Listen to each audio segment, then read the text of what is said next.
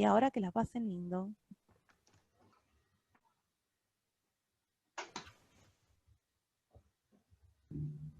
Hola, hola, ¿cómo están? Hola, buenas tardes. Buenas. Hola, hola. Bueno, mientras esperamos un segundo a ver si se suma alguien más que haya quedado como esperando la asignación de salas, voy a compartir como siempre en el chat el Jamboard, que podemos ir dejando los comentarios a medida que vaya surgiendo el debate. Y bueno, cuando quieran empezar, chicas, yo como siempre les leo los chats y les voy avisando el tiempo disponible para cerrar sin que sea de manera abrupta. Dale, buenísimo. Bueno, vamos arrancando si quieren, aunque sea a presentar y demás, mientras se van sumando los últimos. A ver, en principio, hola a todos, hola a todas, hola a todes. Mi nombre es Natalia Zúñiga. Hoy estoy con Rocío Restaino, que está por ahí.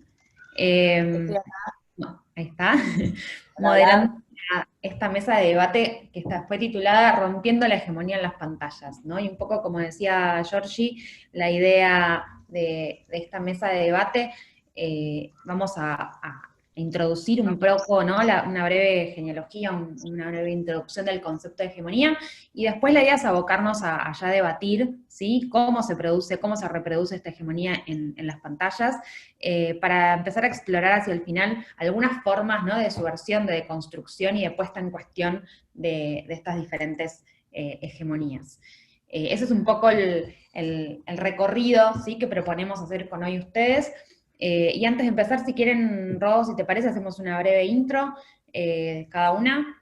Yo, como dije ya, mi nombre es Natalia Zúñiga, soy doctora en Ciencias Sociales, soy especialista en estudios de género, trabajé varios años en research, en CONICET, abocándome al psicoanálisis lacaniano y para comprender problemáticas sociales, y hoy trabajo en estrategia de marcas, en branding y consultoría en una agencia de publicidad. Ro, si querés, te dejo la Sí, palabra. yo soy Rocío Restaino, soy comunicadora, licenciada en publicidad, con estudios de posgrado en antropología social y política y maestría en curso en género y política pública. Trabajo hace muchos años en estrategia de marca también. Dirijo el área de estrategia de marca de una consultora de branding global para el Cono Sur y además soy asesora en temas de género y comunicación para organismos del Estado, para organismos internacionales, para empresas en general, para empresas, para el área de comunicación en general y marketing. Y junto con Nati formamos parte de MEP, Mujeres en Publicidad, que es una red profesional que yo coordino desde el febrero de 2019. Así que, bueno, seguimos con la programación. Bueno, a ver, un poco me interesaba hacer como esta breve introducción del concepto de hegemonía, porque la realidad es que es un concepto que usamos muchísimo, ¿no? En los debates actuales y cotidianos, sobre todo sobre temáticas de género y diversidad, y muy pocas veces sabemos de dónde viene o qué implica, ¿no? Y me parece que era interesante precisamente rastrear un poquito de este concepto, porque tiene muchísimas implicancias, me parece, para lo que puede ser el debate que vamos a abrir hoy.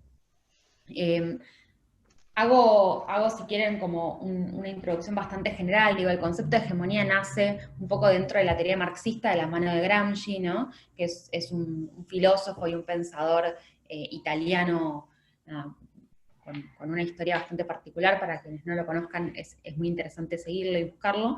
Y también es un concepto que nace en un determinado contexto, ¿no? Histórico, y un contexto teórico como bastante particular. Básicamente es a lo largo de la historia del pensamiento del siglo XX, ¿no? Que nace este concepto como respuesta a una crisis política, ¿no? Que pone en cuestión categorías tradicionales del marxismo, en definitiva para explicar las posibilidades de transformación social e histórica, ¿no? Y la constitución de una nueva hegemonía. Para ser como súper clara y súper cruda, era un momento en el cual el marxismo estaba buscando expandirse en Europa, estaba teniendo ciertas complicaciones para incorporarse, sobre todo en los países, ¿no?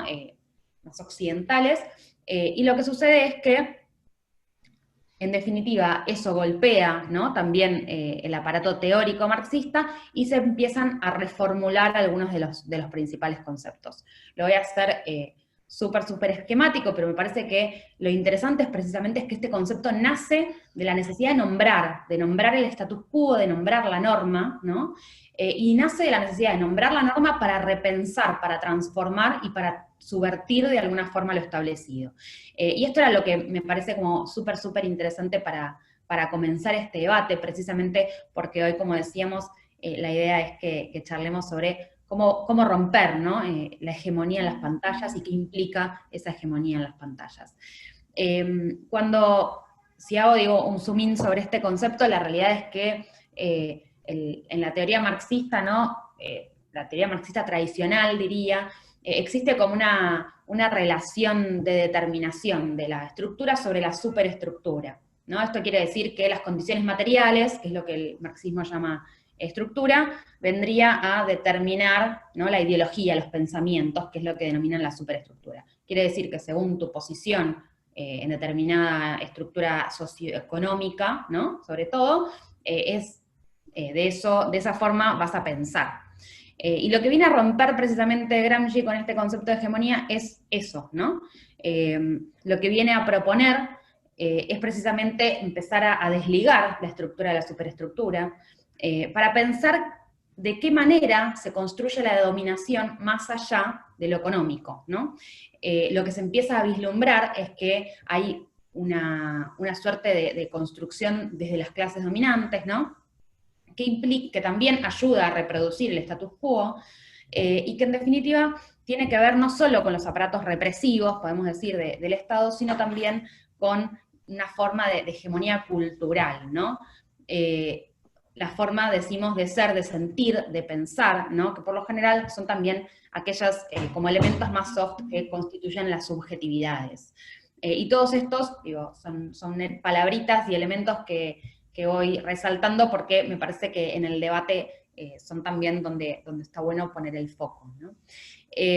A partir de eso, digo, lo novedoso de la concepción gramsciana entonces de hegemonía tiene que ver con una forma de construir dominación, una forma de construir una ideología, ahí donde ideología significa, no es algo, como decíamos, ¿no? No es algo que está determinado por la estructura, no es algo que está determinado por las condiciones materiales, tampoco es un sistema de ideas ni se identifica con una suerte de falsa conciencia, ¿no? No es algo que desconoces de vos mismo, que no entendés de cómo funciona, no tiene que ver con una falta de comprensión, ¿no? Sino que muy por lo contrario tiene que ver con un todo orgánico, un todo relacional que está encarnado de alguna forma en aparatos y en instituciones, ¿no? En instituciones educativas, en instituciones, digo, en la iglesia, en la escuela, ¿no? En todos estos lugares es donde nos van enseñando ciertos valores, ciertas normas culturales, que en definitiva construyen esta forma de pensar, ¿no? Esta cosmovisión, podemos decir, que, de nuevo, ¿no? Constituye y produce nuestra realidad y también nos produce a nosotros subjetivamente, ¿no? Y esto después va a dar lugar como a otros pensadores, ¿no? Pero en definitiva, me parece que, y en esto quiero hacer el foco para ya poder iniciar un poco más el debate en concreto, ¿no? La hegemonía lo que nos permite pensar es que hay una forma de ver, una forma de sentir y una forma de pensar, una cosmovisión, ¿sí? Que produce realidad, produce subjetividades, y al mismo tiempo está excluyendo otras formas de ser, de pensar y de transitar nuestras corporalidades y nuestras cotidianeidades, ¿no? Y eso me parece que en definitiva, cuando pensamos la hegemonía de las pantallas, ¿no? En definitiva, lo que estamos diciendo es que las pantallas precisamente nos muestran una sola forma, ¿no? De ser, una forma sola de pensar, de sentir, un solo modelo de cuerpos, ¿no? Un solo tipo de identidades. Y en ese sentido, me parece que está bueno quizás empezar a abrir el debate en torno a cómo se construye, ¿no? Cómo vemos, qué es lo que vemos hoy en pantalla, y cómo está compuesta de alguna forma esta hegemonía, ¿no? ¿Qué es lo que no vemos y qué es lo que vemos? Creo que es una buena primera pregunta para iniciar y empezar a desarmar la hegemonía de las pantallas, ¿no?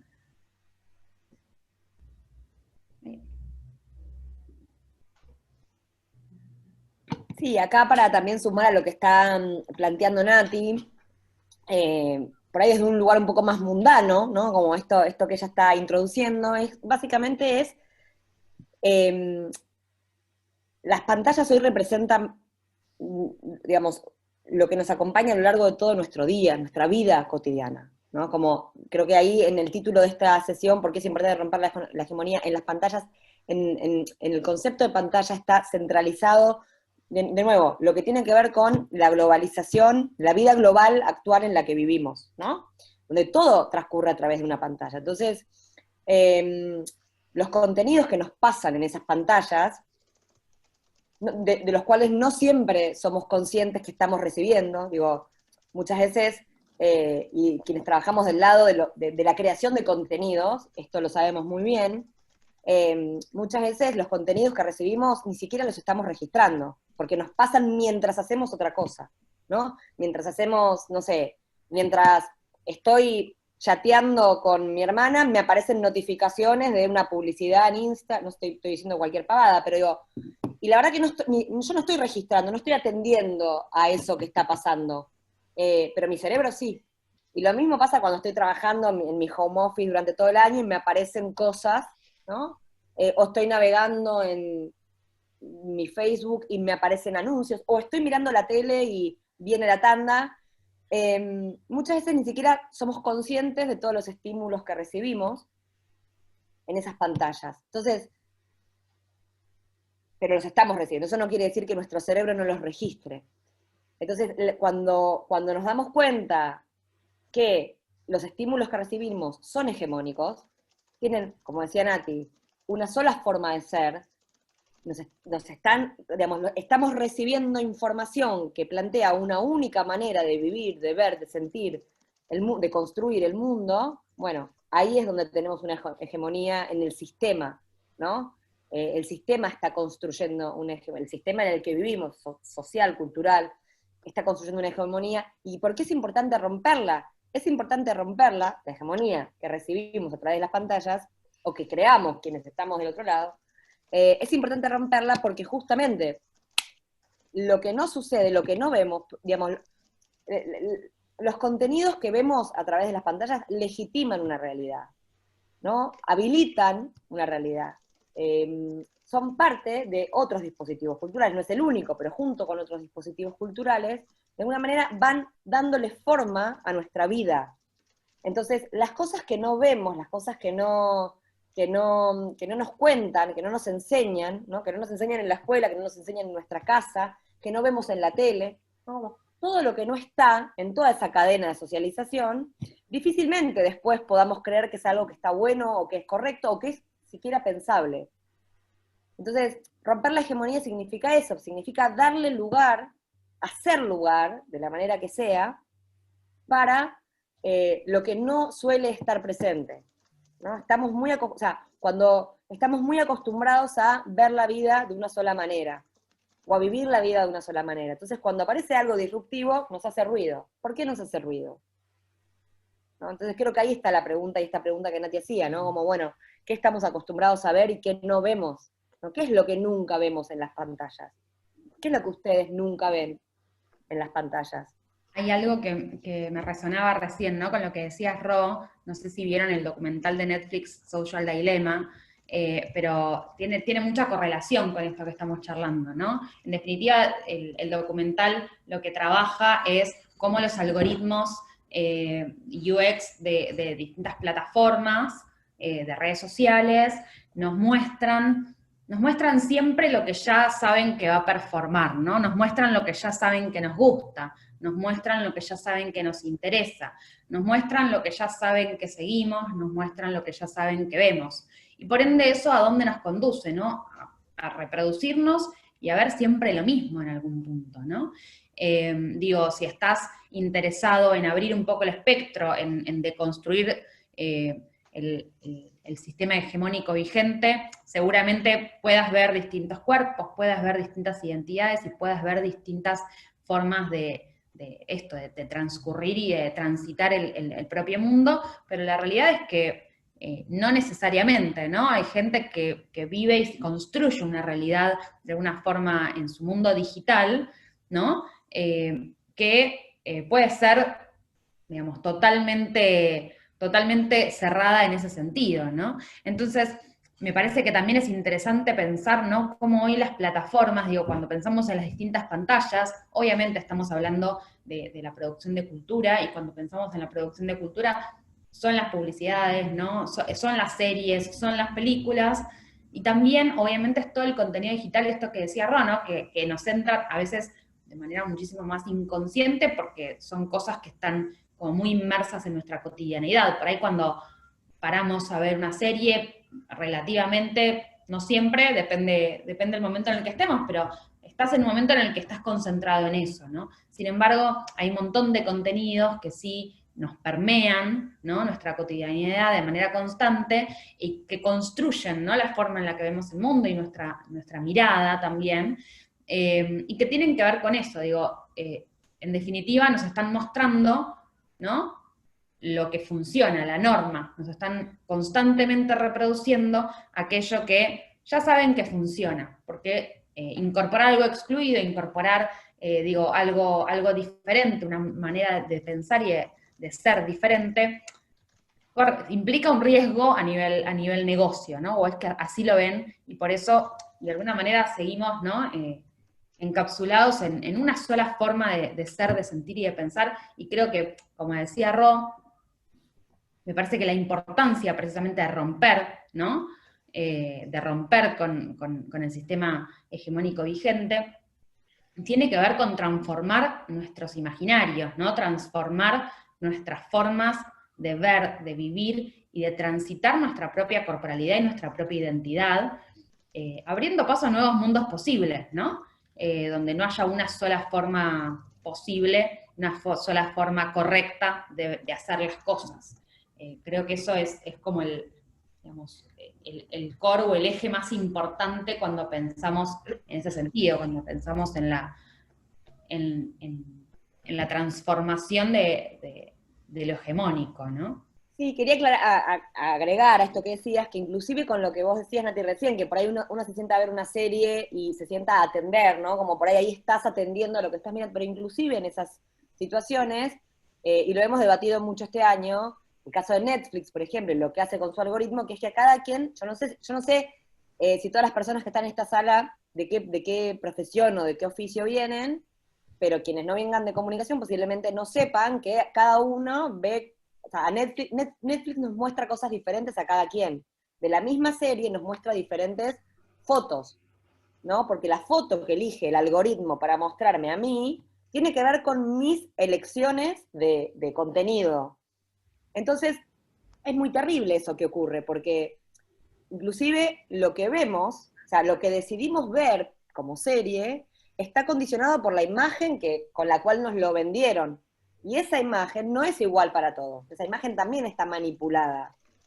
Ayer me contaba alguien que hay una serie que se llama Peaky Blinders, no sé si alguien la vio, pero es una serie de los dos grupos mafiosos, y que ahora, últimamente, voy a hablar de series, 2 minutitos, perdón si no las vieron, pero parece que la actriz que hizo la serie Gambito de Dama, que si no la vieron se las recomiendo, la actriz que hizo Gambito de Dama actuó en 2 episodios de Peaky Blinders. Y Netflix, como se puso de moda Gambito de Dama, le metió a Peaky Blinders una foto donde está la actriz de Gambito de Dama. Y subieron las visiones de Peaky Blinders, no sé, 1000%. Entonces, ¿cómo nos manipula? ¿Cómo se nos manipula? O sea, el ser humano es un animal muy fácil de manipular.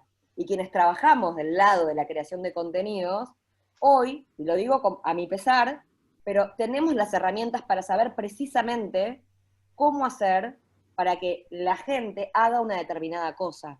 Por eso digo el caso de Netflix, ¿no? Que es muy evidente. Nos muestra cosas diferentes en base a nuestros gustos y preferencias. Ahora, ¿nuestros gustos y preferencias son realmente nuestros o son una construcción cultural? Y son una construcción cultural. Lo que nos gusta está determinado por lo que nos enseñaron que nos tiene que gustar. Desde chiquititos, desde chiquitas, desde antes de nacer inclusive. ¿no? Desde antes de nacer, nuestros padres, nuestras madres ya sabían un montón de cosas sobre nosotros, de qué color iba a ser nuestra habitación, con qué íbamos a jugar, ¿no? Y todo eso nos va condicionando y va dándole forma, va formateando lo que nos guste. Después viene Netflix y agarra esa información y nos va cambiando las pantallas. Entonces, en definitiva, esto también se relaciona con la cultura de la cancelación. No tenemos tiempo de hablar de esto, pero se agrava un poquito la discusión sobre la hegemonía cuando aparece esta cultura de la cancelación, que no sé si habrán escuchado hablar de esto, pero básicamente es muy sintetizado cuando cancelamos contenidos o personas o ideas porque no piensan como nosotros. Entonces hoy en día con las redes sociales tenemos la posibilidad de blindarnos y decir, bueno, voy a dejar de escuchar, de ver o de estar expuesta a estas ideas porque no tengo ganas de escucharlas, porque no me representan. Y me voy a rodear de quienes piensan igual que yo. Y me hago un micromundo, ¿no? Y entonces termino pensando que todo el mundo piensa igual que yo. Y quien no piensa igual que yo es la disrupción y es lo que está mal, ¿no? Y me hago mi propia hegemonía. Hago como una microhegemonía, ¿no? Donde solamente vivo con gente que vive el mundo como yo. Bueno, todos esos sistemas son un problema para el tema que estamos debatiendo, que en definitiva tiene que ver con la diversidad, ¿no? Porque son dispositivos que atentan de lleno, atentan contra la diversidad. Creo que por ahí está bueno estos últimos minutos hablar un poquito, y de nuevo, micrófono abierto, si bien Nati y yo hablamos un montón, pero micrófono abierto, pensar un poco estrategias, ¿no? ¿Cómo rompemos la hegemonía? A mí la primera que se me ocurre es la capacidad crítica, el sentido crítico, como que cada vez es más importante que como seres humanos nos abracemos y nos aferremos y nutramos nuestro sentido crítico, porque cada vez va a ser más difícil de poder darnos cuenta qué es propio y qué es aprendido, ¿no? Cada vez, o sea, el sistema capitalista nos va llevando, nos va conduciendo hacia lugares donde cada vez es más difícil poder identificar, ¿no? ¿Qué es la verdad? ¿Qué es lo correcto? ¿Qué es propio? Si lo que estoy viendo es lo que realmente está pasando o estoy viendo un recorte. Siempre estamos viendo recortes. El punto es que podamos justamente, creo, nutrir nuestro sentido crítico. No sé, Nati, vos Me qué parece, estrategia me parece que está bueno esto que decís. Digo, hay algo que me resonaba mucho cuando hablabas.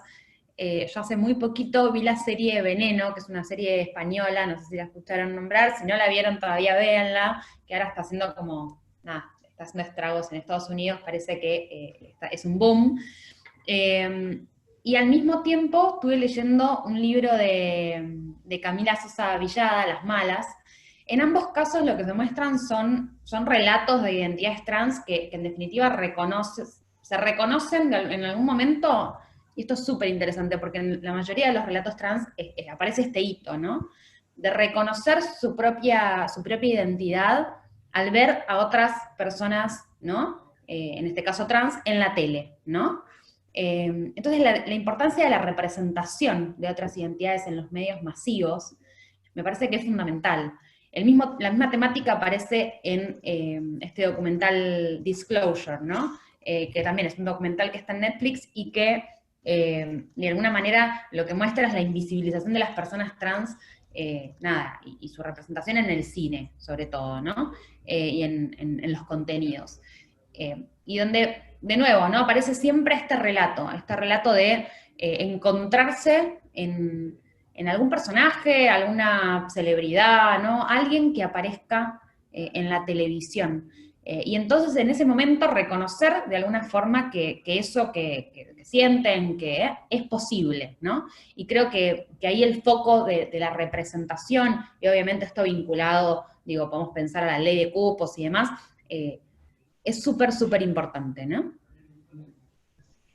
Sí, yo creo que también otra estrategia buena para salir de la hegemonía, o no sé si buena, pero posible para salir de la hegemonía, es rodearse de gente que no opine como uno, ¿no? Buscar el disenso.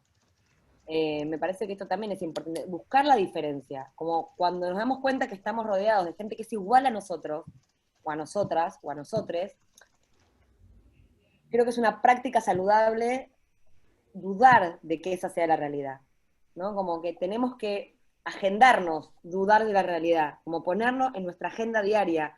Hoy tengo que dudar de lo que me rodea, ¿no? Por eso digo, cada vez es más difícil esto, porque el sistema en el que vivimos nos enrosca, ¿no? Con esta hegemonía.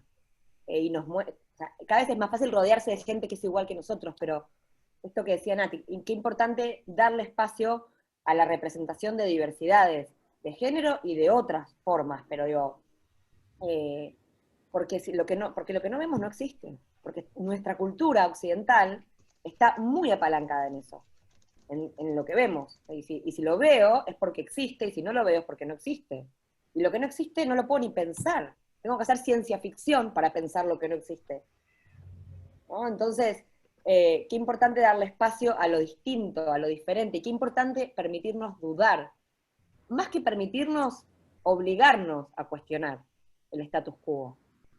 Sí, ahí en definitiva hay algo que... Ay, perdón. No, perdón, que digo que esa es una tarea de todos cotidiana, o sea, debería ser Meta 2020, ¿no? Es una propuesta, les propongo, 21. y después la voy a hacer en Padlet, que nos agendemos mensualmente cuestionar el status quo, porque nos olvidamos. Sí, creo que ahí, digo, pensaba, ¿no? Súper en sintonía con esto que decís. Hay algo del escepticismo, ¿no? Que hay que abrazar como metodología, creo. Y me parece que hay algo también de la empatía que empieza a resonar como herramienta política, ¿no? La empatía, digo, más allá del uso que le podamos dar en la cotidianidad, me parece que es una herramienta subjetiva y política como súper potente, ¿no? Donde aprender a mirar las cosas desde los ojos del otro, aprender a ponernos en el lugar del otro, creo que siempre ayuda muchísimo para empezar a romper, como decía, ¿no? el título de nuestro debate, las hegemonías en las pantallas. Creo que eso es uno de los puntos centrales, ¿no? Recuerdo una escena en este documental que les comentaba de Disclosure, donde van mostrando distintas películas, ¿no? Y en las primeras películas donde aparecen representadas, obviamente antes directamente no aparecían representadas, ¿no? Las personas trans. Pero cuando empiezan a aparecer representadas, siempre aparecen, ¿no? Como locos, como asesinas, siempre de alguna forma como medio demoníaca, ¿no? Y me parece que hay algo de esa demonización de lo desconocido, de lo excluido, de lo que no entendemos o lo que no estamos acostumbrados a ver, que hay que empezar a romper y a desagregar de alguna forma. Y creo que la empatía es como la herramienta por excelencia que nos va a permitir eso, de construir las identidades que están demonizadas, ¿no? Que en definitiva están demonizadas por esto, porque están en el límite o se caen del límite de lo hegemónico.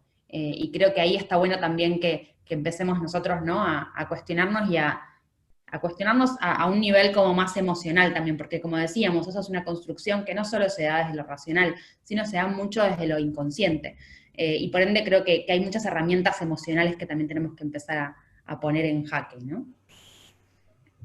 Quedan menos de 2 minutos para que se cierre la sala, así que les damos la posibilidad a que intervengan, ya sea por el chat o abriendo micrófonos, si quieren hacerle alguna pregunta a las chicas o aportar alguna reflexión o alguna idea o sugerencia para romper la hegemonía, para sumar a las que ya postularon las chicas. Ahí que Rocío en el chat fue dejando las recomendaciones que fueron surgiendo.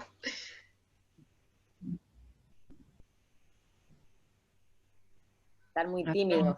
Hablamos mucho de Netflix hoy, creo que nos pagó, quiero decir. Nos pagó, claro. Tenemos que ir a bueno, hablamos mal, no sé si nos hubiera pagado, pero... Perdón, irrumpo. Sí, bien. Nada, estoy con un lío acá en la pantalla porque la veo una chiquitita, veo todo acá, perdón, no me veo a mí misma, pero no sé si se escucha, está activo. Pero les pregunto a ustedes como responsables, ¿no? de comunicación, entonces, ¿cuál es el cuestionamiento que se hacen para adentro, ¿no? Quienes nos están vendiendo estos mundos hegemónicos. ¿No? Porque, bueno, ustedes me dieron muchos tips, estuve así a full con mi cuaderno, más allá, de cómo pensar, qué puedo hacer yo para pensarlo, ya se termina, pero ¿qué se cuestionan ustedes? Todo. Sí, yo hago este ejercicio cotidianamente. Todo el tiempo. Sí, totalmente. Pero somos nosotras, no es todo el No es sector. para la industria, te diría. Ese es el desafío. Ese es nuestro desafío, el que nos tomamos personal, Nati y yo, y muchas otras personas, por suerte. Pero somos la menor cantidad, lamentablemente, por ahora. Pero cuestionarse todo el tiempo, es la única manera de romper.